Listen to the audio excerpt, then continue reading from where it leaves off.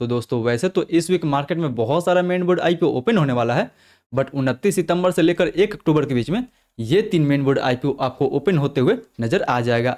इसलिए आज के इस वीडियो में दोस्तों हम लोग इन तीनों आईपीओ को एकदम से डिटेल में डिस्कशन करने वाले हैं एंड ये देखने वाले हैं कि हमें कौन से आईपीओ में अप्लाई करनी चाहिए एंड कौन से आईपीओ को अवॉइड करनी चाहिए। क्योंकि दोस्तों आईपीओ बहुत सारा आ रहा है, इसलिए हमें किसी भी आईपीओ में काफ़ी सोच समझ कर ही इन्वेस्ट करनी चाहिए। तो चलिए दोस्तों बिना आपका समय गंवाए सीधा वीडियो में आगे बढ़ते हैं। लेकिन उससे पहले दोस्तों अगर आप इस चैनल पर नए हैं तो कृपया चैनल सब्सक्राइब कर इस वीडियो को एक लाइक जरूर दीजिए। फिर चलिए अब आगे बढ़ते हैं और सबसे पहले बात कर लेते हैं उन 5 मेजर टॉपिक के बारे में जिस टॉपिक पे हम लोग इन तीनों आईपीओ को डिटेल में डिस्कशन करने वाले हैं।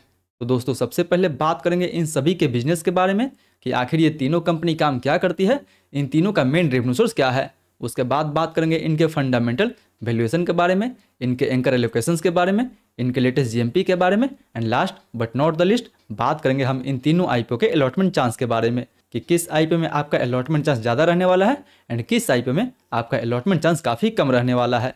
तो चलिए अब आगे बढ़ते हैं और सबसे पहले दोस्तों बात कर लेते हैं इन तीनों कंपनी के बिजनेस के बारे में।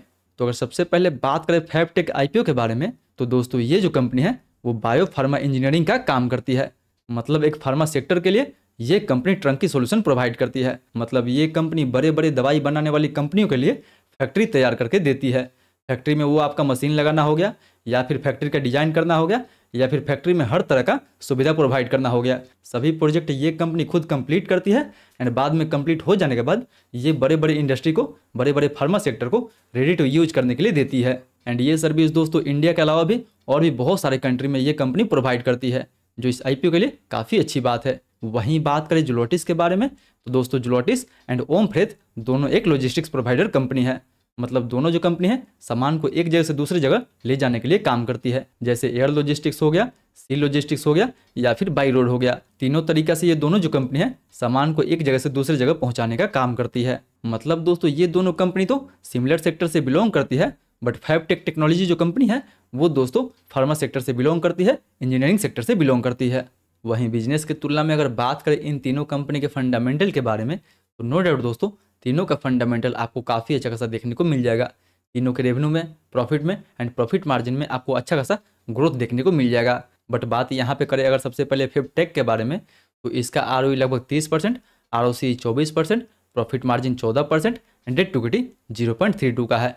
जबकि अगर बात करें जुलोटिस के बारे में तो इसका ROE 57%, ROC 73%, profit margin 6% and debt to equity 0.22 का है। वहीं जुलोटिस की तुलना में अगर बात करें ओम फ्रेथ के बारे में तो दोस्तों इसका आरओई 14%, आरओसी 16%, प्रॉफिट मार्जिन लगभग 4.5% एंड डेट टू इक्विटी 0.17 का है। मतलब तीनों कंपनी दोस्तों फंडामेंटल वाइज आपको ठीक ठाक देखने को मिल जाएगा। बट हमें केवल फंडामेंटल को नहीं देखना चाहिए, हमें इन तीनों के वैल्यूएशन को भी देखना होगा कि आखिर इन तीनों आईपीओ का वैल्यूएशन कैसा है। क्या ये तीनों आईपीओ हमें महंगी वैल्यूएशन पे मिल रही है या फिर हमें सस्ती वैल्यूएशन पे मिल रही है। तो अगर सबसे पहले बात करें फैबटेक के बारे में तो दोस्तों फिलहाल ये जो कंपनी है अपना आईपीओ लगभग 18 के पी पे लेके आ रही है। हालांकि इसके जैसी मार्केट में अभी कोई कंपनी नहीं है जिसके साथ हम इस कंपनी को एप्पल टू एप्पल बेसिस पे कंपेयर कर सके। बट फिर भी यहाँ पे देखा जाए तो ये कंपनी अपना आईपीओ 18 के पी पे लेके आ रही है, जो कि इसके रेवेन्यू प्रॉफिट को देखते हुए डिसेंट हम बोल सकते हैं। यानी इसका जो वैल्यूएशन है वो दोस्तों ठीक ठाक रखा गया है।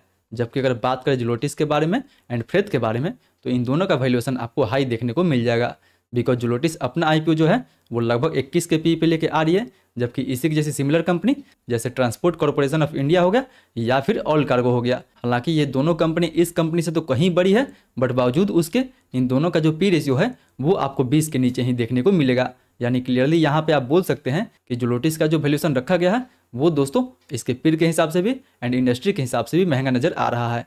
जबकि अगर बात करें ओम फ्रेथ के बारे में तो दोस्तों ये भी कंपनी अपना आईपीओ लगभग 20 के पी पे लेके आ रही है, जबकि इससे जैसी सिमिलर कंपनी टाइगर लॉजिस्टिक्स हो गया या फिर टोटल ट्रांसपोर्ट हो गया, दोनों का जो प्राइस टू अर्निंग रेशियो है वो आपको ऑन एवरेज लगभग 17 के आसपास देखने को मिल जाएगा। हालांकि ये दोनों कंपनी ओम फ्रेथ से तो कहीं बड़ी है, बट बावजूद उसके ये कंपनी अभी लगभग 17 के पी पे ट्रेड कर रही है, जबकि ओम फ्रेथ का पी रेशियो लगभग 20 के आसपास देखने को मिल जाएगा।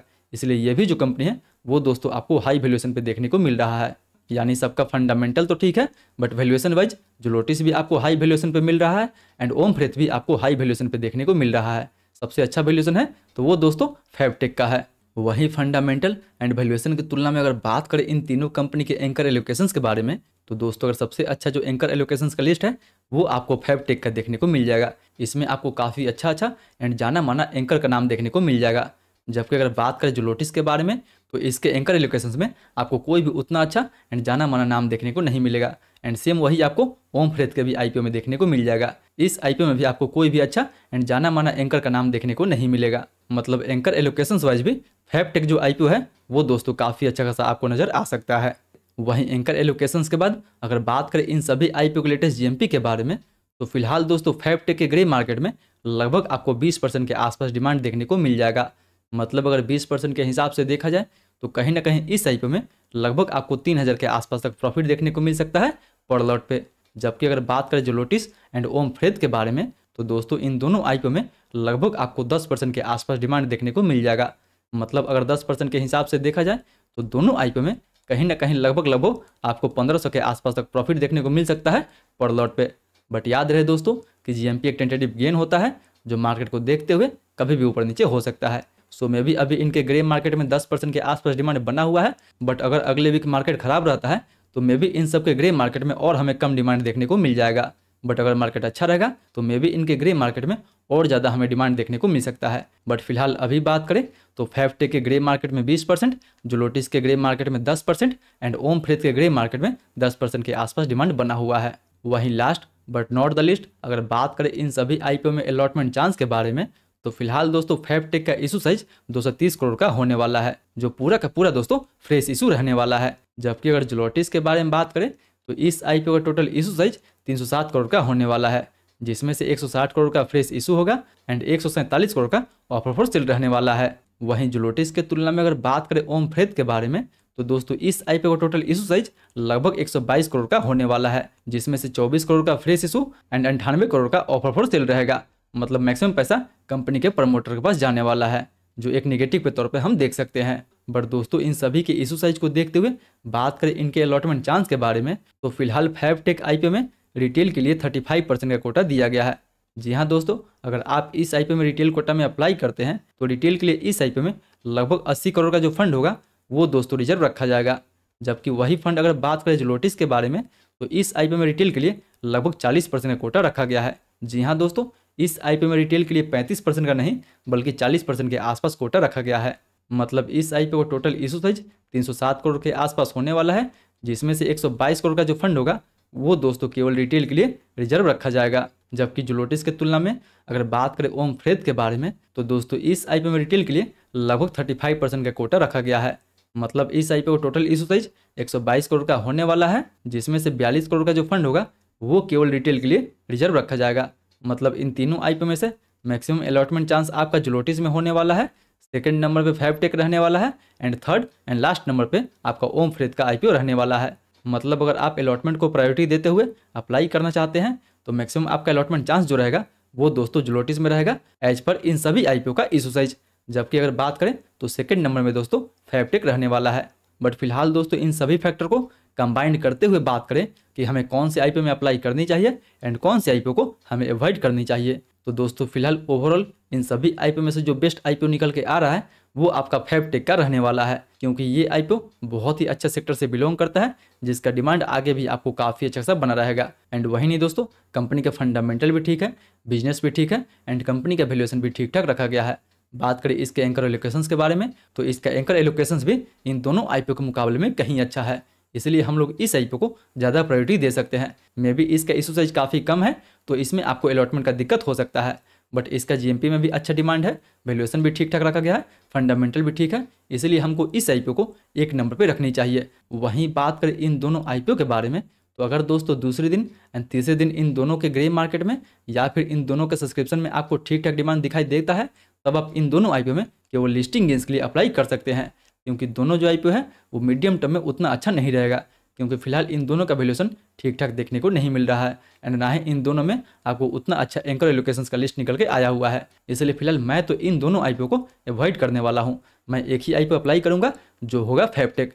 बाकी आपका क्या ओपिनियन है, आप इन तीनों आईपीओ में से कौन से आईपीओ में अप्लाई करने वाले हैं एंड कौन से आईपीओ को अवॉइड करने वाले हैं, वो भी आप हमें नीचे कमेंट करके जरूर बताएं। एंड हाँ दोस्तों, अगर आपको किसी भी आईपीओ के लेटेस्ट जीएमपी की जानकारी चाहिए तो मेक श्योर के नीचे टेलीग्राम ग्रुप का लिंक दिया हुआ है, वहाँ से टेलीग्राम पर जुड़ना ना भूलें। बाकी आई होप दोस्तों कि आज का वीडियो आपको काफ़ी इन्फॉर्मेटिव लगा होगा। अगर वीडियो अच्छा लगे तो वीडियो को लाइक करें, चैनल को सब्सक्राइब करें एंड जो भी आपका सवाल है मेक श्योर के नीचे हमें कमेंट करके जरूर पूछे। फिर मिलते हैं अगले वीडियो में, तब तक और भी बहुत सारा आईपीओ ओपन हो रहा है या फिर इस आईपीओ का लिस्टिंग भी होने वाला है। ऊपर के वीडियो पर टैप करके इन आईपीओ का लिस्टिंग स्ट्रेटजी देखना ना भूलें।